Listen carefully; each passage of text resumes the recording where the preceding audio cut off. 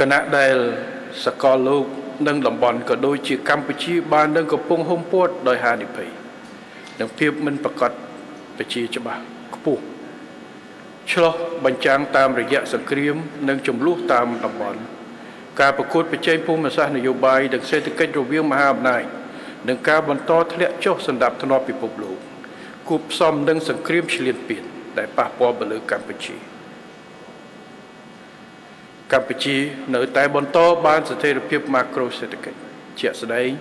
កម្ពុជានៅរក្សាបានលំនឹងសេដ្ឋកិច្ចខ្ពស់និងរឹងមាំអត្រាអតិផរណាទាបលំនឹងអត្រាប្តូរប្រាក់កំណើនរឹងមាំនៃទុនបម្រុងអន្តរជាតិ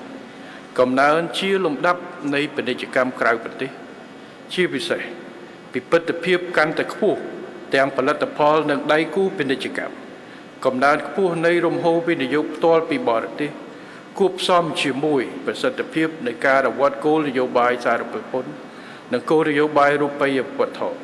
និងការធានាបាននូវចីរភាពថវិកានិងបរិយាបន្នហិរញ្ញវត្ថុហើយរំពឹងថានឹងបន្តចលនាការនេះក្នុងរយៈពេលមធ្យមការរក្សាបានកំណើនសេដ្ឋកិច្ចខ្ពស់និងរឹងមាំ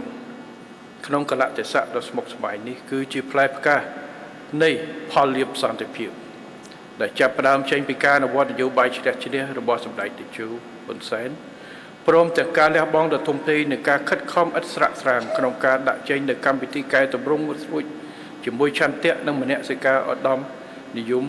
ផលប្រយោជន៍ជាតិនិងប្រជាជនសម្ដៅក្តាប់យកមកវិញនូវមោទនភាពជាតិទៅរុងរឿង